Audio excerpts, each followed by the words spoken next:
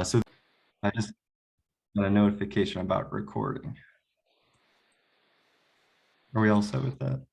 Okay. So yeah, I just wanted to share that this was work that I did for my dissertation at the University of New Hampshire. And I'm just thrilled to have this opportunity to share it. So I'd like to thank CRMSE and Mary and Donna for this opportunity to meet with you all today. So again, talk that I'm going to give today is characterizing student engagement in a post-secondary developmental mathematics class and exploring the reflexivity between social and socio-mathematical norms. So I know that's a mouthful, so there's a lot to break down there. But before I do, I'd like to just introduce myself a little bit. So I identify with the pronouns he, him, his. Like I mentioned earlier, I'm from New Hampshire, born and raised, and I got my master's in math and my PhD in math education from the University of New Hampshire, where the research that I'm going to share today comes from. I also had the pleasure of working on another NSF-funded project there that assesses the degree to which pre-service teachers could integrate reasoning and proof themes and field-based experiences through a capstone course that we developed. And then that led to me taking a postdoc where I have the privilege of working with Mary, but I'm up here in Oregon, so I'm a Beaver, Oregon State University. So this grant focuses on developing a professional development program for mathematics graduate teaching assistants that focuses on equipping GTAs with inclusive and equitable teaching practices that engage a diverse array of students. And personally, usually I share something a little bit boring, like I love running or hiking or exploring, and all wonderful things in New Hampshire. So picture of the mountains in New Hampshire there, a lot of great hikes. But one of the things I miss most about New Hampshire, sorry to my New Hampshire folks watching this, but I really miss the vegan donuts. Best vegan donuts you'll ever have at the seacoast out in New Hampshire and southern Maine. So Lovebirds donuts. So that's my weakness. But jumping back to this title a little bit, I think that a natural place to start is actually talking about what developmental mathematics classes are. So in this context, when I talk about developmental math courses, I'm talking about colleges that have content that's part of the high school core curriculum. So this includes classes like college algebra and even some pre-calculus classes. There are some problems that are traditionally equipped with these courses. For example, high attrition rates and long-term frustrations. So Bailey, for example, showed that more than 2 in 3 students that start these developmental mathematics classes don't actually finish them. And this acts as a barrier to STEM for the students that populate these courses. And these courses are disproportionately populated by women, students of color, students of low socioeconomic status, and first-generation college students. So again, this acts as a barrier to different STEM disciplines for students with these various backgrounds. So again, what is the issue here that leads to these poor outcomes? One of them is that these courses have traditionally focused on repeated exposure to this content and developing procedural competencies. So literature shows alone, though, that this goal is insufficient, that an emphasis on content acquisition often comes at the expense of higher order skills like reasoning skills, argumentation skills, and flexible knowledge. So students need these skills to not only be successful in their current math courses, but in their future math and STEM courses. So I know that I talked about some of these higher order skills. I want to take some time to talk about flexible knowledge for problem solving, which might be one that we're least familiar with. So I'm going to just refer to it as flexibility today. So flexibility kind of has these 2 different components. It's this awareness of multiple strategies for problem solving, but also knowing the relative efficiency of these strategies. So knowing when a particular strategy is best suited for a certain situation. So there are various benefits to fostering flexible knowledge in classrooms. For example, it's not just that students develop this deeper conceptual background, but it's that these concepts aren't tied to a specific problem type. So they're more generalizable. So students can adapt these strategies to new situations and unfamiliar transfer problems. And I think another layer to this too is that having a course that focuses on flexibility supports equitable learning structures for students. So fostering flexibility helps position students as active participants by providing them with opportunities to draw upon math that's meaningful to them. Connecting with algorithms from different cultures, providing opportunities where different voices can be heard in the classroom, allowing students to actually take ownership over their mathematical efforts and endeavors. But again, despite all of these wonderful benefits to developing flexibility and fostering flexibility in the classroom, this requires a type of engagement that students might be unfamiliar with, and it might contrast with their expectations and previous experiences. So again, how can we change this focus in classrooms, given that students, especially those that have these maybe underdeveloped math backgrounds sometimes, might have these expectations for what they've been used to, what they've been experiencing for so long, these classes that are focused on mastering algorithms, that focus on procedural competencies. So implementing these changes requires to negotiate classroom norms that are more productive to fostering these higher order skills like flexibility. So encouraging engagement and practices that align with some of these higher order skills that we value. So I know that I've talked about norms for a while. I think it might be helpful to define this. So the official definition is, mutually established and regulated activity or behavior amongst a collective. It's taken as shared expectations within a culture. There are not pre-made rules or for members to follow. They're not things that you can order, 2-day shipping and unpack in class. They're things that are negotiated over time with interactions between students and teachers, and even amongst students themselves. So continual interactions over time develop norms. There are a couple different types of norms that I'm going to be talking about today. Social norms, those are the ones that characterize the participation structure in a classroom. And socio-mathematical norms, those are the ones that are specific to mathematical aspects of students' activity. So I find it helpful to give an example to distinguish between the two. So for example, you must justify your answer is a social norm. This is a norm that we could have in any classroom, not just a mathematics classroom. Whereas on the other hand, what constitutes an acceptable mathematical solution is something that's, again, inherently specific to students' mathematical activity. So a point that I want to clarify, though, is that norms exist in all classrooms. So in every math classroom, we have these social norms and these socio-mathematical norms. But what is unique is the characterization of these norms. So for example, in one classroom, we might have characterizations of what constitutes as an acceptable solution, such as solutions must use conventional notation, or solutions must be explanatory, solutions must be written for the audience of the classroom to be understood. So again, the point that I want to drive home is that these norms exist in all classes, but what we're focused on is what characterizes these norms.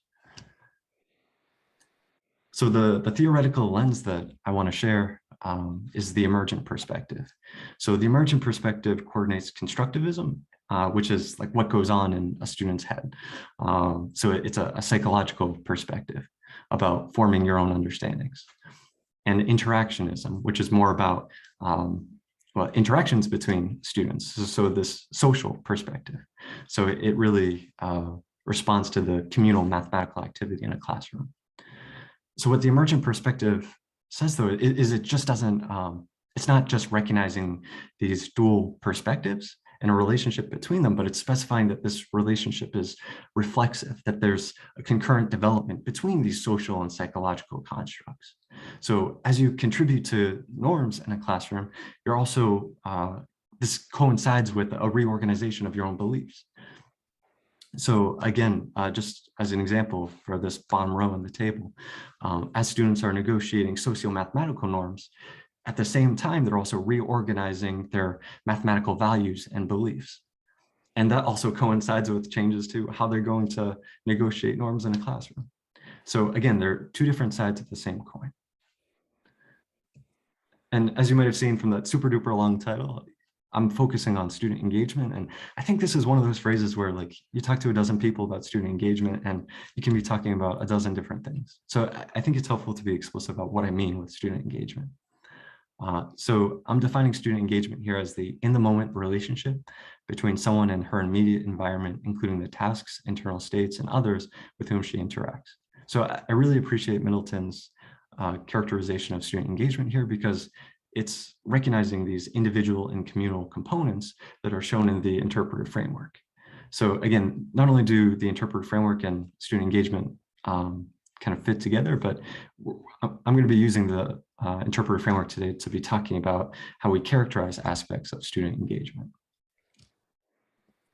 So this leads to a couple of research questions that I hope to respond to with you today. So first, what is the nature of social and socio-mathematical norms in a post-secondary pre-calculus class?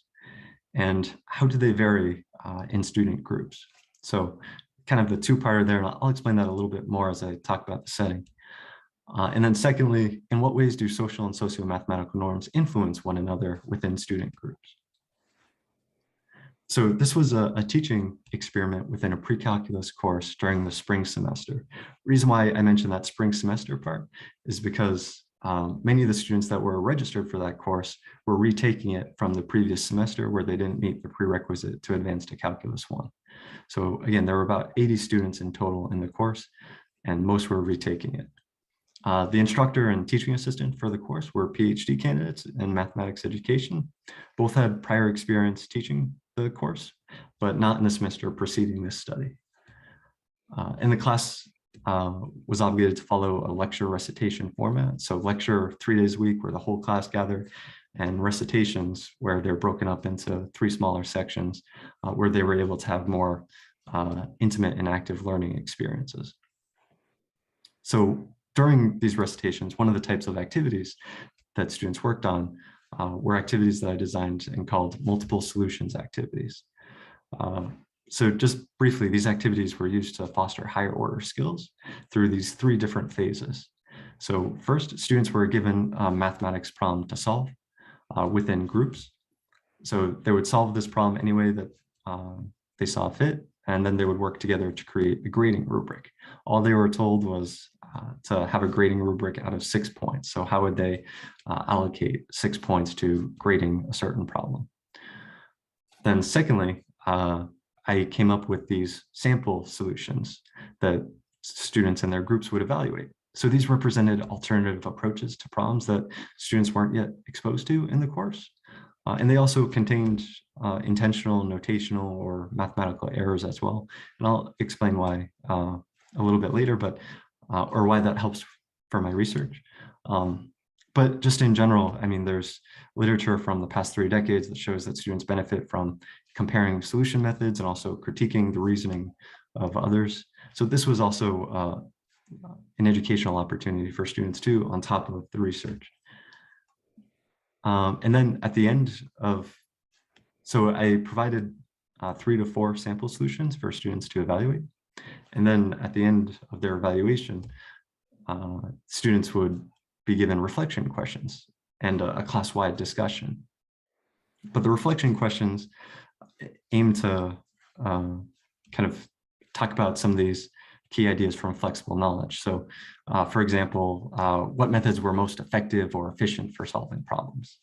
So again, trying to tie in and explicate some of these ideas with flexible knowledge.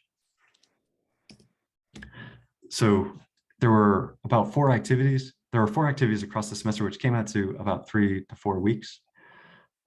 Every 3 or 4 weeks, there would be an activity. So this was across a whole term. And they were collaborative activities. So students worked in groups of 4, and the groups that were researched were held consistent throughout the semester.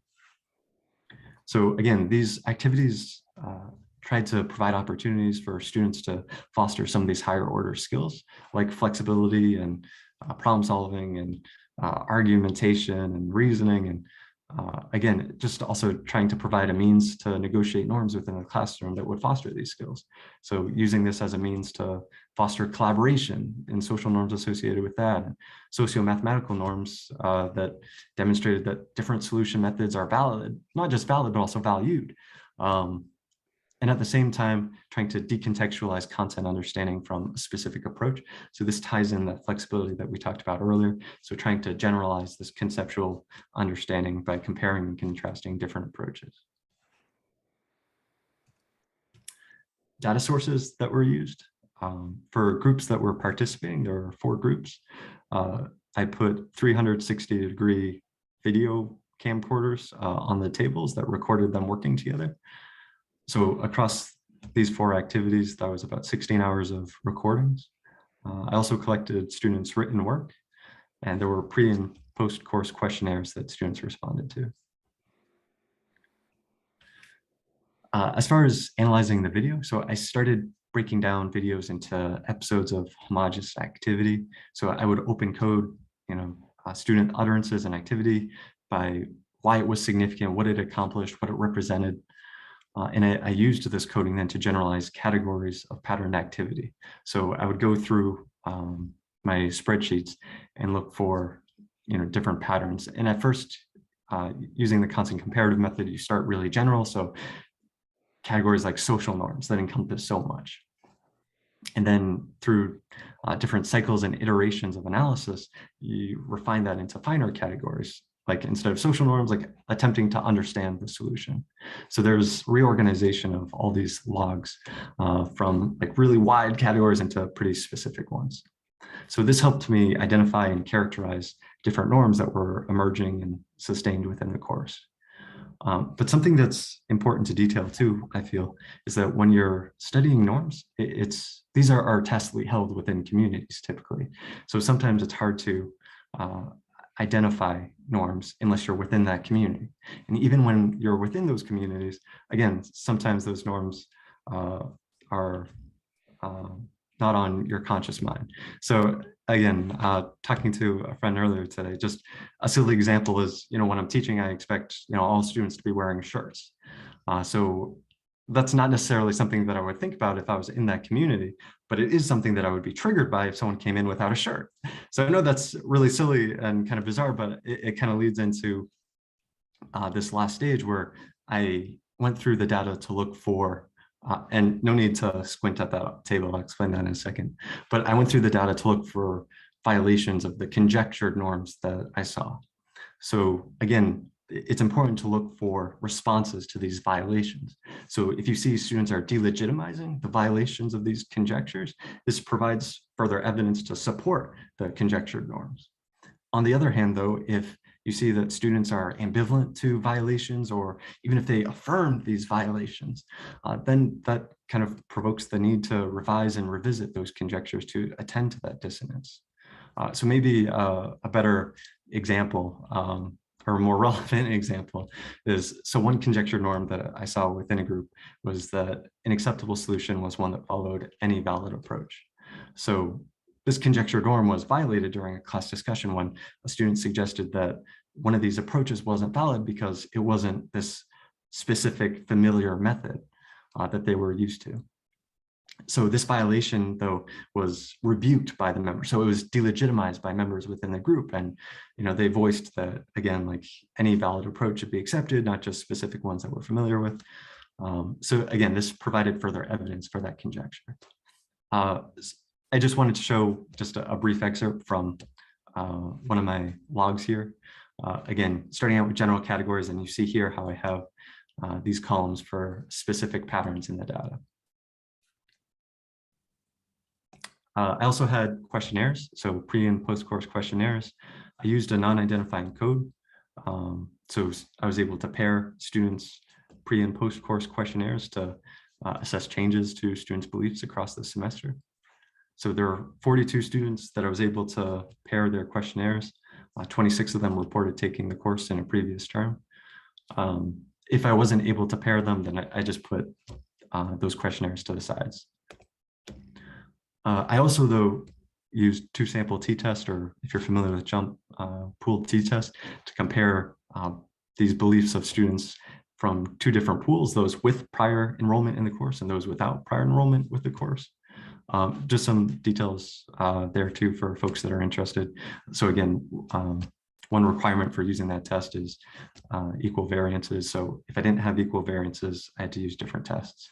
happy to talk about that later if anyone has any questions about it. But I want to save some time to focus on a couple of things today. So I want to talk about the socio-mathematical norm of what constitutes an acceptable solution and the social norm of what it means to analyze solutions. So I'm going to share a couple of vignettes that kind of depict two groups of students and illustrating some of the characterizations that I saw in the data.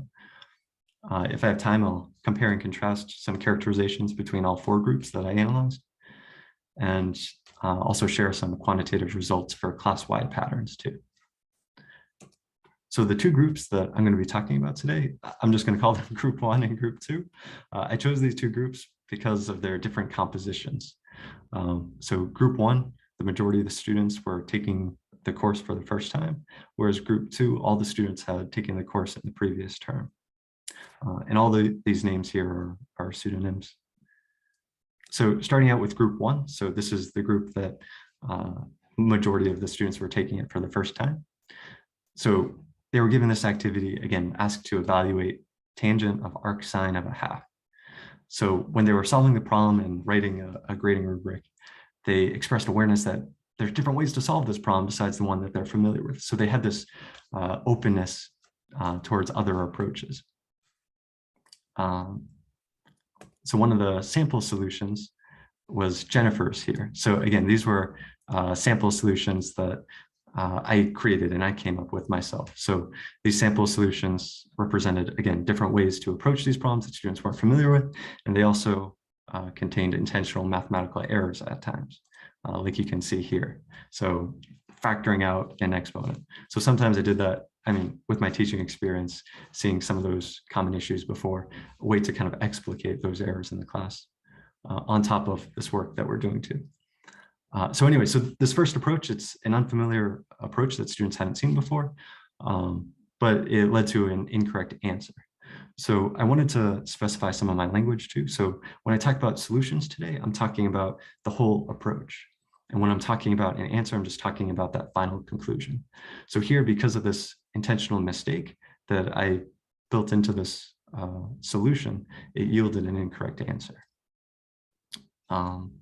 So to kind of share some of the interaction here when the group was analyzing this, you can see at first that they had a lack of familiarity with this approach, and it was really discomforting to them. So Gordon said, "This person is doing some weird math." Dwayne said, "What did you do here?" Talking to this fictional student, Jennifer. "What kind of stuff is this? What the heck did you get, or how the heck did you get to that?" So again, there was discomfort there, but despite these initial reactions, the group persevered and continued to investigate and try to make sense of the solution. So Gordon was trying to think out loud. Jennifer, she didn't find the inverse sine, so they never even solved for you. So he's trying to compare this new solution to one that he was familiar with. And Harry was chiming in too. She's saying this is sine of u, this triangle. So then tangent would be opposite over adjacent. So 1 over 1. That's what she's saying. She just didn't do it right. So he might have been acknowledging that, Jennifer's answer didn't match theirs, but they still, despite that, tried making sense of what they saw. So Gordon here at the bottom right, because this should be 1/2 square root of 3 over 2 and 1. So again, he's trying to make sense between what he was familiar with, dealing with common right triangles, and this new approach that Jennifer had. Dwayne chimed in, trying to make sense too, referring to the Pythagorean theorem, a squared plus b squared is c squared. How did she get 2? Then he knows, oh, she did 1 over 2. So he's recognizing that she used different proportions. Then Gordon recognized that, oh, if it wasn't for this error, if she did her math right, she would have actually got it, because it would have come out to square root of 3, which was their answer. So again, Dwayne summarized it by saying, so her process is right, she just made one mistake, and technically her tangent work is correct. So he's trying to articulate here that, this is a valid approach, there's just a small mathematical error. So to kind of summarize what I'm hoping folks take away from this vignette is that analyzing solutions within this group meant interpreting and trying to understand the solutions, trying to make sense of novel approaches. So there's increasing effort to analyze the provided solutions, to try to find errors in them, to try to find out, why solutions didn't match with theirs or what went awry. And these efforts evolved throughout the semester. So the group of students started to connect different approaches and exploring their equivalents. So, these solutions weren't just sequences of steps, but they were objects of reflection that students were comparing. And they also, as you could see, there was this kind of cooperation amongst them, that they had this responsibility to explain what they didn't understand, or to explain what they did, and to kind of clarify confusion whenever they could. And then with social norms, there was this openness within the group towards unfamiliar solutions that sustained throughout the semester. So this reflects the socio-mathematical norm of what constitutes an acceptable solution. A solution is acceptable if it follows any mathematically valid method. But I think one thing that I wanted to emphasize here was that this vignette also kind of demonstrates the co-development between social norms and socio-mathematical norms, that this characterization of the social norm of what it means to analyze a solution supported and even reinforced the socio-mathematical norm of what constitutes an acceptable solution. So again, being open to and making sense of solutions reinforced that an acceptable solution could follow any valid approach. And the converse works too, that this socio-mathematical norm could have supported the development of this social norm too. So trying to describe that there's this relationship between the social norm and socio-mathematical norm that we're seeing here. So now moving to group 2, this was the group where all the students had taken the course the previous term. So again, the course the previous term was taught in a more traditional setting. So this was a different approach to the course. So here for the same activity, here was another fictitious student's solution, Andrea's. So Andrea's solution represented a correct answer, but an unfamiliar method. But the group deemed it viable because it got them the right answer. So again, they relied on the authority of the answer to determine the validity of the approach. So this is indicative of intellectual heteronomy. So it's relying on a source of authority to determine if an approach is mathematically valid. And the reason why this is problematic is because it hinders the development of students' autonomy. So for Dan's solution here, so this was a familiar method, but it had an incorrect answer, again, because of an intentional mistake that I included. When the group was faced with a familiar procedure, they were very proficient at recognizing patterns and procedures and where they diverged from their understanding of it. So the group had this affinity towards approaches that coincided with their own understanding. So again, this coincided with an adopted social norm of an aversion to exploring novel solutions. So they were eager to discredit novel solutions like Jennifer's.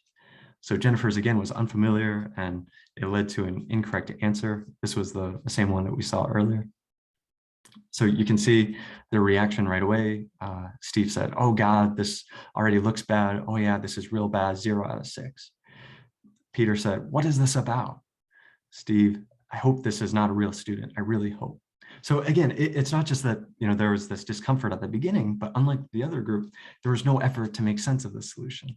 The only discussion in the group was whether or not Jennifer should earn points for neatness or for getting the quadrant right.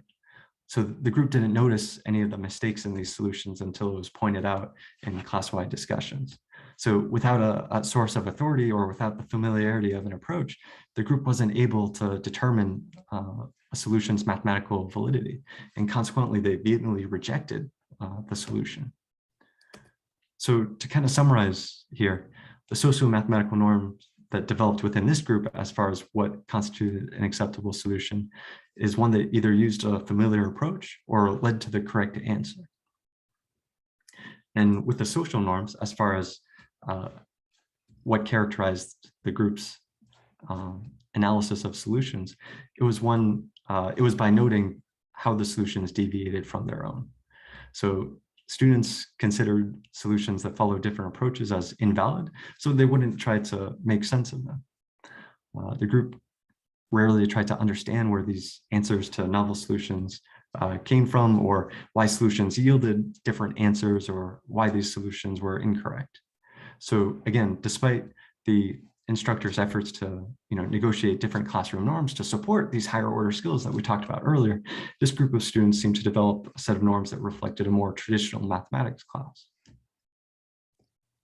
And I want to point out, again, this co-development between social and socio-mathematical norms. So within this group, determining how solutions deviated from their own, that social norm of analyzing solutions, concurrently developed and reinforced this notion that solutions had to follow a specific method. So again, the socio-mathematical norm of what constitutes an acceptable solution. So the reason why this is important is because the participation structure supports the mathematical activity within the group, and consequently what students learn and get out of this experience mathematically. So here are, there were 4 groups that I analyzed. I shared 2 of them with you. Here are the other 2 as well. Just some really brief summaries. As you can see, as far as analyzing solutions, most of these groups had this aversion to interpreting novel approaches. And as far as what constitutes an acceptable solution, again, in most of these groups, it had to follow a familiar approach or arrive at a correct answer.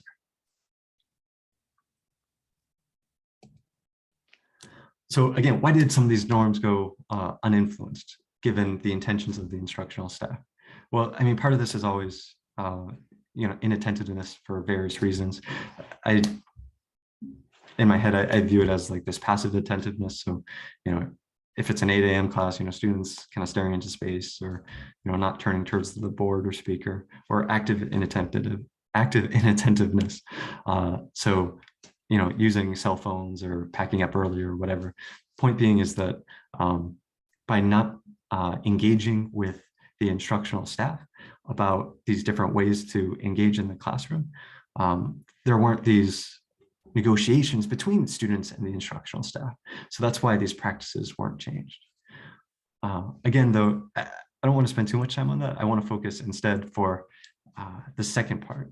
So these ingrained beliefs about learning mathematics that contrasted with the norms that the instructors were trying to negotiate. So again, there were these differences between students' prior expectations and experiences. So like this passive lecturer copying versus active engagement, rule following versus sense making, prescribed method, a focus on prescribed methods versus this focus on flexibility. So to focus on, or to talk about this a little bit more, and how this represented a deep-rooted conflict that might explain how some of these norms developed in contrast to the expectations of the instructional staff. Here was a conversation between 2 students that we saw earlier, Steve and Molly. So Steve said, that was also like last semester when they took this course that was taught more traditionally in a lecture format. They constantly drilled that in our head there was only one way to do it. Molly said, yeah, so that's why I feel like a lot of us are, at least personally, why I'm struggling in this new setting. Steve said, it's a lot different. Molly, I don't have this set rule to follow. And again, despite recognizing this novel approach to teaching the course, some of these student beliefs were not just unaffected, but they were staunchly sustained. So Steve said, throughout the semester, my studying habits haven't changed. I continued with the same strategy I used since the beginning, but my grades started getting worse and worse. But I don't believe that it's due on my part. So here you have a student that's expressing this frustration with the course, that here they think that they're doing all the right things, but they're not seeing the same sort of success. And they're seeing this friction, this tension between their expectations and this new approach. So to kind of take a step back and look at the whole class now, and some of these beliefs that might have been influenced through this intervention, here are some questionnaire items that responded to the necessity of following a specific method. So this was a 4-point Likert scale. So the questionnaire items were: the most valid ways of solving a problem are the ones discussed in class. And to receive full credit, my solution must use the same methods used in class. So the significant decrease in mean scores here showed that students assigned less value to following specific procedures and understood that it had less influence on them receiving full credit for work. So this might suggest an improved openness to learning about multiple approaches to solving problems. Here, so some questions about memorization and discussion. So mathematics is a set of rules and procedures that need to be memorized, and there is no place in mathematics for discussions. You're either right or you're wrong. So again, there seemed to be this uh, uh, kind of concurrent change between seeing the discipline as less procedural and this increased focus on flexibility. So there were significant decreases in both of these items.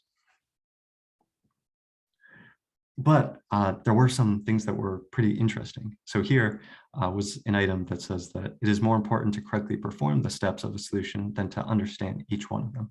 So despite having this openness towards multiple valid approaches, the significant increase in mean here actually shows that this still doesn't compete with valuing accuracy of the methods over understanding them. So again, this might help explain some of what we saw earlier, that this increased focus on performing steps might help explain why analyzing solutions to some groups meant, adherence to a particular method. So making sure that the steps of the method were correct. So here, again, we're another item about accuracy versus understanding, but I split it between two pools of students. So those with prior pre-calc experience, so those that had taken the course in a previous term, and those that didn't.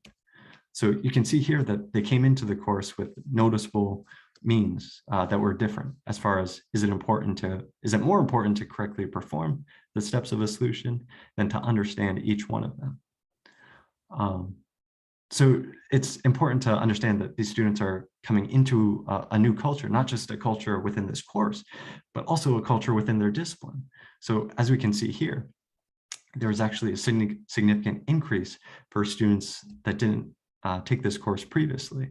So again, they might have been in programs where they were taught to be users of mathematics, and mathematics was a tool for their discipline.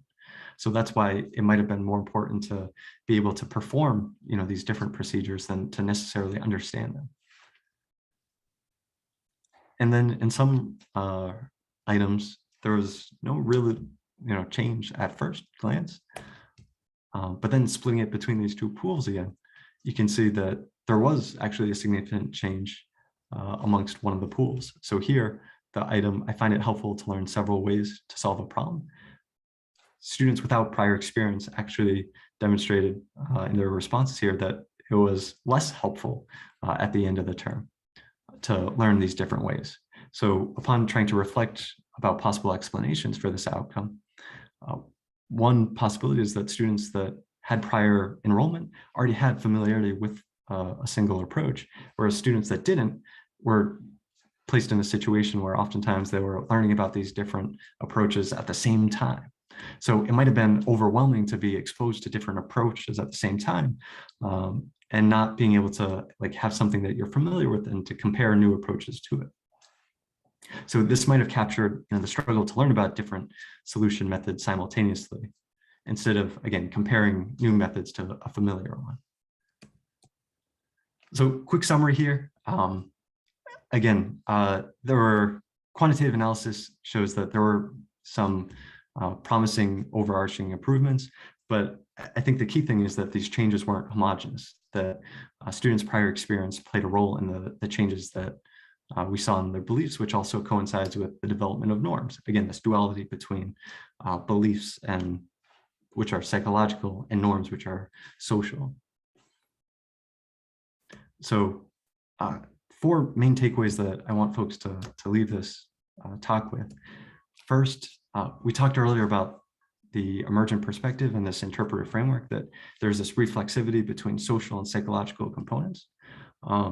But there's also this concurrent development and mutual influence between social norms and socio-mathematical norms. So between the participation structure of a group and their taken as shared mathematical beliefs, the socio-mathematical norms. So this suggests that it might be indicative of a new dimension of reflexivity within this interpretive framework, that there might be social constructs that influence one another. Second, this persistence of beliefs. So that there's this deep-rooted conflict that students might experience between, their previous experiences and expectations, and those that might contrast with innovation efforts. So teaching courses in new ways. So again, thinking back to Steve's experience earlier and the frustration that he was sharing, that again, he not only recognized that this course was being taught the same way, but despite that, he explicitly refused to change his practices. And again, this came across as a very frustrating experience for him. So this represents a barrier to teaching courses in new ways by fostering higher order skills through negotiating different norms.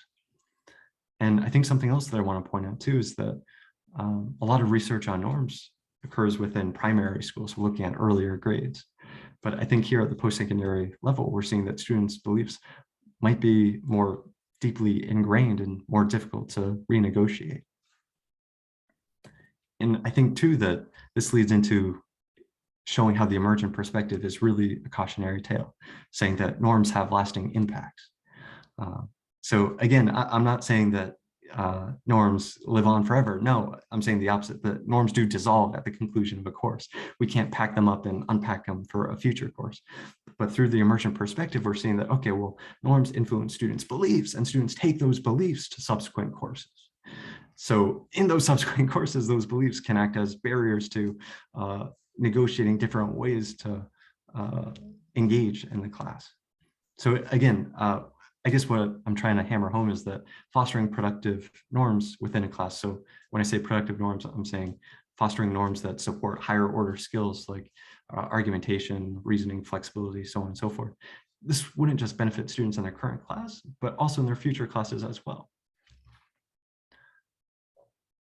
And then lastly, literature talks a lot about classroom norms.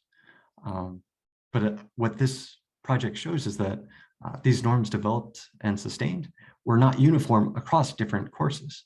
So again, I'm trying to advocate here that there needs to be a smaller unit of analysis, especially in this modern era of shifting towards student-centered courses, where again, you have such intimate activity amongst these student groups as compared to a whole classroom environment. So again, there's very different types of engagement within a classroom, depending on the groups that students are in. So lastly, some limitations. With any teaching experiment, it's limited to its locality. So again, it's limited to this local setting and its participants. I had limited resources. I mean, I talked about 4 groups today, so 16 out of 80 students I qualitatively analyzed. And I think I told you too about the sample size as far as these questionnaires was 42. So this is pretty small. So this reduced the statistical power. So there might have been effects that went unnoticed. And also learning assistants were introduced midway through the course. So they might have had an influence that wasn't originally designed by this research project. There are also implementation limitations. So there were aspects of the course that couldn't be changed, such as assessment structure and different course activities and even the class structure too. So there was a disconnect between some of these interventions, like these activities we talked about today, and things like the assignments or assessments, the tests and quizzes that students were taking. And those all represent types of negotiations too, between what we're communicating with our students, what's valued within our class. Same with our syllabus. So future research, just wanted to share some ideas of where my head's at as far as how to extend work like this. So I demonstrated how students' backgrounds, mathematics backgrounds, influences their development, their negotiation of norms in subsequent classes. So this is prime for a longitudinal study to kind of track students' beliefs and the norms that develop in these classes across a sequence of classes. In grad school, I really liked this quote that really motivated a lot of my work. So redesigning the curriculum content is necessary, but not sufficient to stem the crises of failure and non-completion in developmental mathematics. So my work here today, I hope, showed that the participation structure within these courses impacts how students are engaging with mathematics and ultimately what students learn and take away from these courses. So it's not enough to just change the content. So there are a need for more intervention study with different settings, so different locales, instructors, course formats, etc. I think one thing that I'm interested in particular is how student identity influences learning gains through these different pedagogical methods, particularly within student-centered classes. So for example, again, in this project, I was able to learn about the differences that students experience depending on their previous enrollment, whether they had taken this course before or not. But I wasn't able to do this for other subpopulations. So for first generation college students, for students of color, students of low socioeconomic status. So this work is important. One of the reasons why is because we want to ensure that these methods are equitable for all of these student subpopulations, including those that are underrepresented, including those that are traditionally marginalized, and especially those that are, to be frank, under-researched. And then lastly, relationships. I'm interested in studying these relationships between constructs of the interpretive framework and its extensions. So again, looking at how these different aspects of classroom student engagement influence one another. All right, so I've got a bunch of references just to skim through here. And I just wanted to say thank you again for your time. I really appreciate this opportunity. David, thank you so much. I loved your vignettes, and I loved how clearly they demonstrated the difference among the different groups. And I think you must have been swimming in data. For sure, being a one-man wrecking crew, there's definitely a lot of data there to sift through. So I see lots of clapping hands, and I want to open it up if there's some questions as well. You can just unmute a shout out or raise your hand, whichever is easier for you.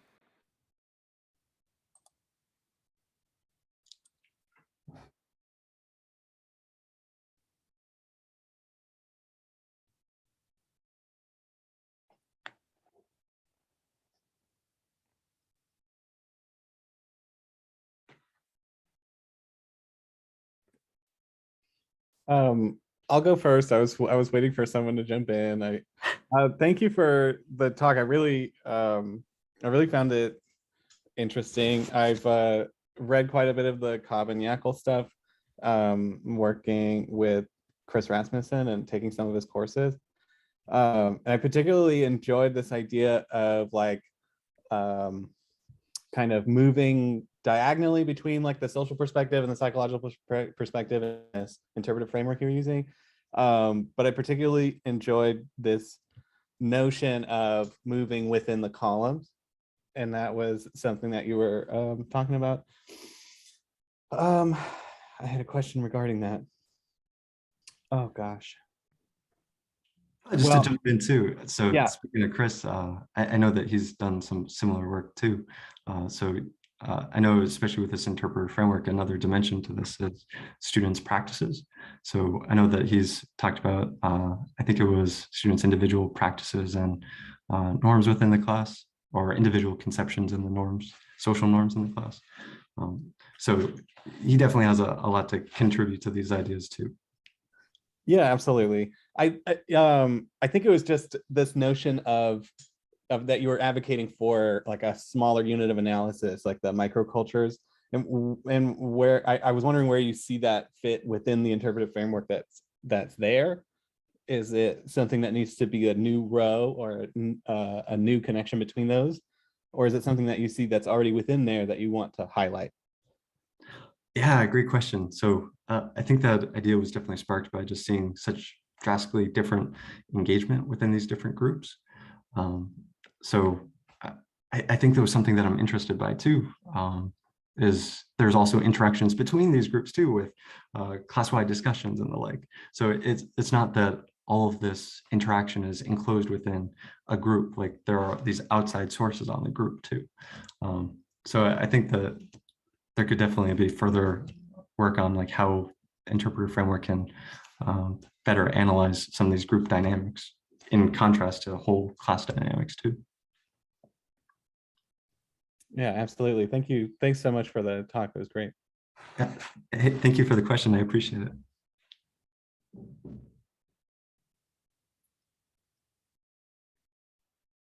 I just wanted to comment that one part I found really interesting was how you work to confirm some of the norms by in instances where they were violated. I thought that was like a really neat way to provide further evidence. I haven't thought of that, or I haven't seen any like empirical work with using this framework do that. So Yeah, so thank you for your comment. There's a lot of really cool work on breaching experience and sociology studies.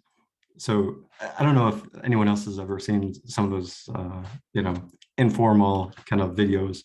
You can YouTube this breaching experiments, like people walking into elevator the wrong way. So these different norms that, we have tacitly held that we've never thought about, but they're brought to our consciousness when they're violated. So part of my thinking when forming the study was, okay, how can I do something like that to study norms, but in an educational study?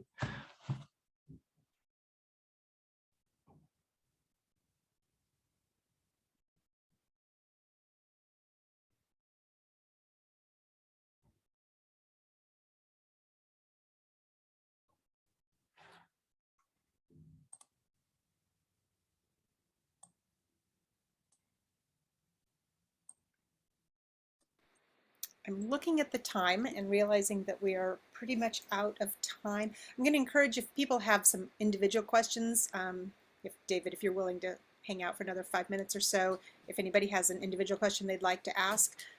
But for the group in general, if you wouldn't mind just sort of unmuting and saying thank you and goodbye to David, and then stay on if you have a specific question. thank Thanks, you. David. Thank you so David. much. Thanks. Thank you. Thank you, Thank you, everyone. David. Interesting. Thanks. Bye. Talk to you very everyone. soon.